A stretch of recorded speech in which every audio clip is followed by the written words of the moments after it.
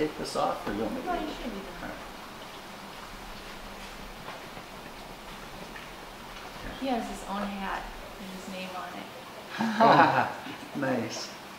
Oh, yeah, I do. Well, I think you should keep your hat on. Okay. Just, that seems like that's more you than... It is me, but my wife usually likes me to... Maybe, let's this? maybe move that box. Yeah, we don't want to advertise for those guys. Don't. And if they start selling my syrup there, maybe. Most of this is really is for the sound and, you know, for you guys just talking about the maple syrup operation. And so anyway, just go ahead and just tell us how you got into the maple syrup operation and explain your process. And Okay. You want me to go start? ahead. It was several years ago. I was at a trade show for work. We sell RO systems for industrial companies like Mullins Cheese, that sort of thing, for concentrating milk or whey protein, that sort of stuff. So we set up a booth at a trade show for maple syrup. And excuse me, what is RO? Reverse osmosis systems.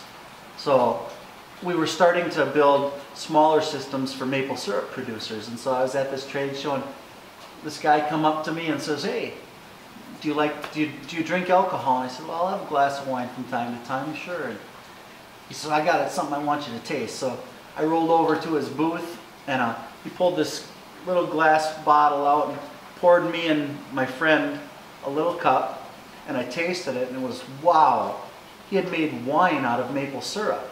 And so I thought, I got all these maple trees in the backyard, I could do this. And so I came home, told my wife I was all excited about this maple wine, and I went up and bought some supplies for tapping the trees, and I ended up making about 25 gallons of maple wine that year, and I had extra sap left over, so I boiled it down on the stove in the house and made about 6 quarts of maple syrup. And the next year I made wine again, but it didn't turn out. First year it turned out great, real light-bodied white wine. But I had enough sap, I continued to make the maple syrup, and that was a lot easier to do. It wasn't so touchy as the wine was. And from that point on, I started making it just for our family and friends and as a hobby. And then last year I had so many people wanting to buy some from me, and a couple of stores that were interested in selling my product, that I went through the process of becoming licensed and getting certified by the state to be able, our facility to be able to bottle and sell it to retail stores. That's what primarily got us to where we're at right now, and we just continued to add new pieces of equipment with the filter press and the new 4-valve bottler.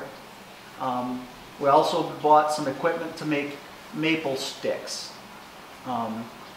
They're straws filled with maple syrup instead of straws filled with honey, like you've probably seen before.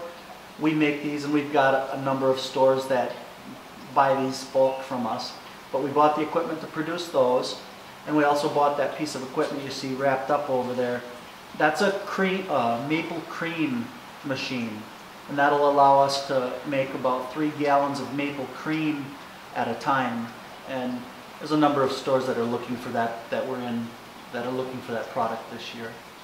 And maple cream, is that a candy or just it's? Oh, it's a spread like a jam almost.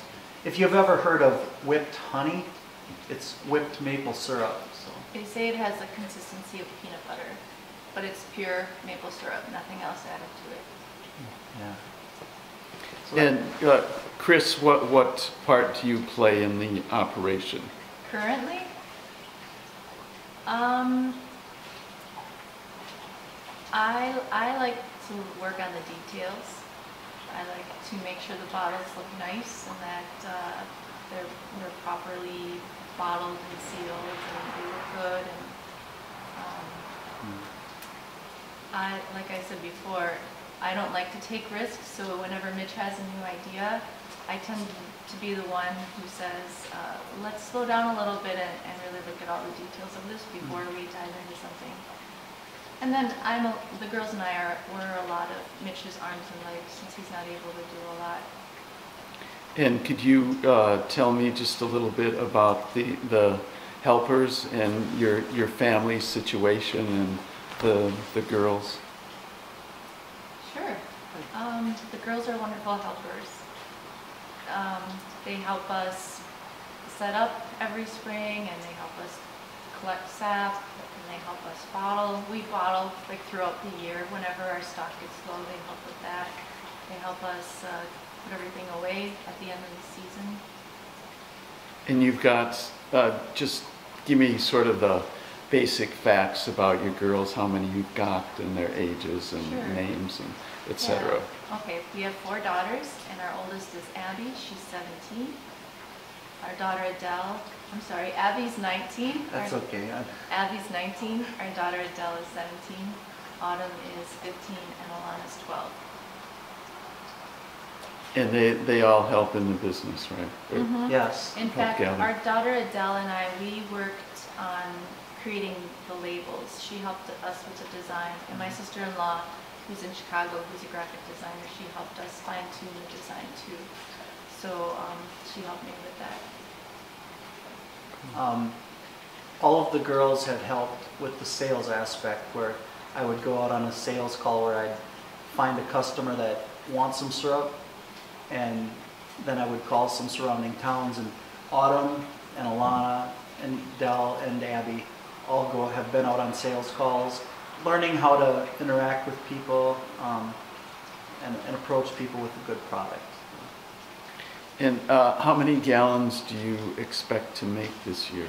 I'm hoping to make 115 gallons of our own, and as I shared with you, we have partnered with another local producer who doesn't sell retail, but produces about 3,000 gallons of syrup that he wholesales out to Vermont, where it's relabeled as pure Vermont maple syrup and sold back to the people of Wisconsin. So my hope is that we can, eventually I can grow this business large enough to where I'm buying all the syrup locally that I can, that's produced locally, and that it can be repackaged here through Gimme Sticks and sold in the state of Wisconsin and throughout the Midwest, rather than having it shipped out to Vermont or Canada and then repackaged and sold.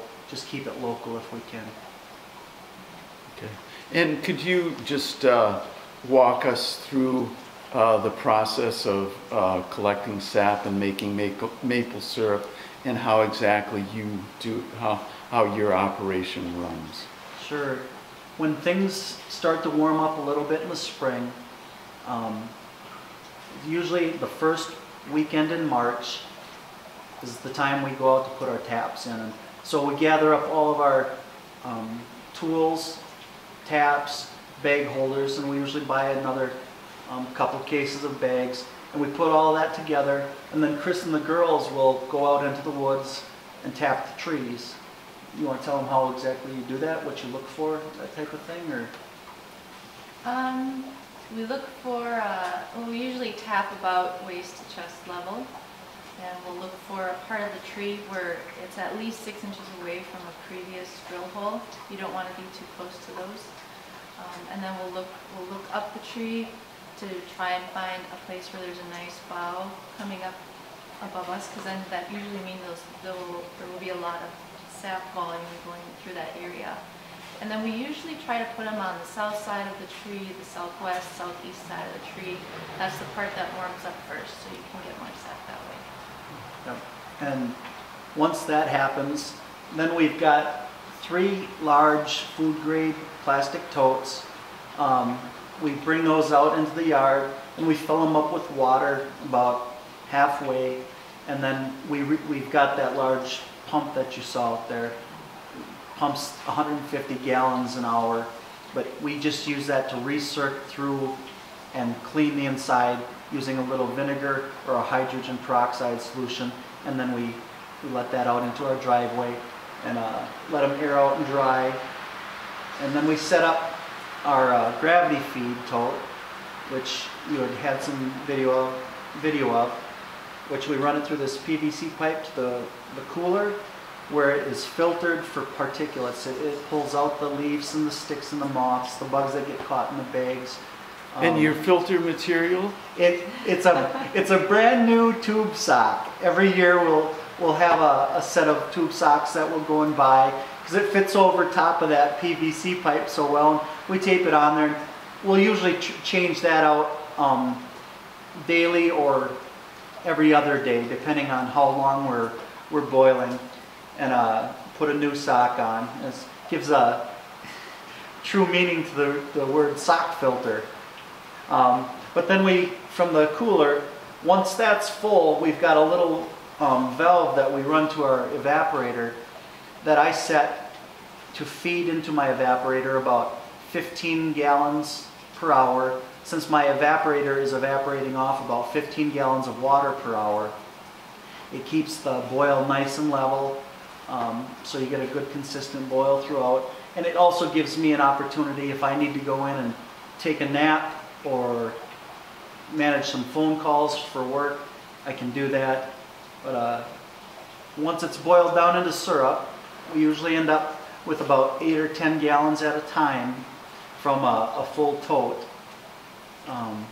We pump it over through the filter press, and at that point it runs through that, and we can feed it back into here for a little bit till it starts to produce a really nice, clear looking syrup. And the only thing the filter press is really removing is potassium nitrate. It's a natural mineral that precipitates out of maple syrup and sap when you heat it up to boiling. Every time you heat syrup up to boiling, more potassium nitrate will precipitate out of it. There are a lot of minerals and antioxidants in maple syrup, and it's actually it's really a healthy type of sugar, or an option out there for sugars. Well, once we get it to where it's clean enough, we'll pump it through that hose. Instead of feeding it back to the pan, we'll pump it into the 4-valve bottler, and at that point the detail lady takes over. Do you want to tell them about your bottling? Sure. Well, the syrup has to be at least about 170. I like to keep it around 180 degrees while you're bottling. And then we also heat up the glass jars too. That way they won't break and they'll be nice and hot too. We'll pour the hot sap into the syrup. Sorry.